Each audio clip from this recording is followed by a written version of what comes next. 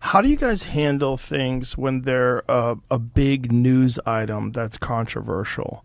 Like there was a lot of attention on Twitter during the election because of the Hunter Biden laptop story. The New York Yeah, we Post. have that too. Yeah, so you guys censored that as well? So we took a different path than Twitter. Basically the background here is the FBI, I think, basically came to us, some folks on our team, and was like, hey, just so you know, like you should be on high alert. We thought that there was a lot of Russian propaganda in the 2016 election. We have it on notice that basically there's about to be some kind of dump of that's similar to that. So just be vigilant. So our protocol is different from Twitter's. What Twitter did is they said you can't share this at all. We didn't do that.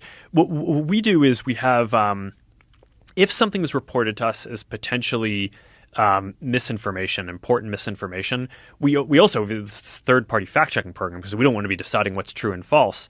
And for I think it was 5 or 7 days when it was basically being determined whether it was false, the distribution on Facebook was decreased, but people were still allowed to share it. So you could still share it, you could still consume it. So when you say the distribution is decreased, it got shared. How does that work? It basically, the ranking in newsfeed was a little bit less. So fewer people saw it than would have otherwise. So it definitely... By what percentage? I don't know off the top of my head, but it's meaningful. But basically, a lot of people were still able to share it.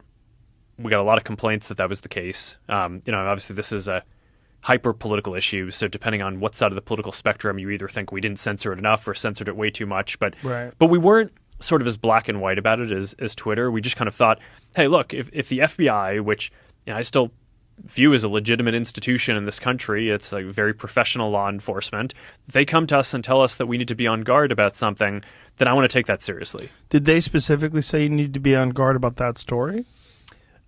No, I don't remember if it was that specifically, but it basically fit the pattern.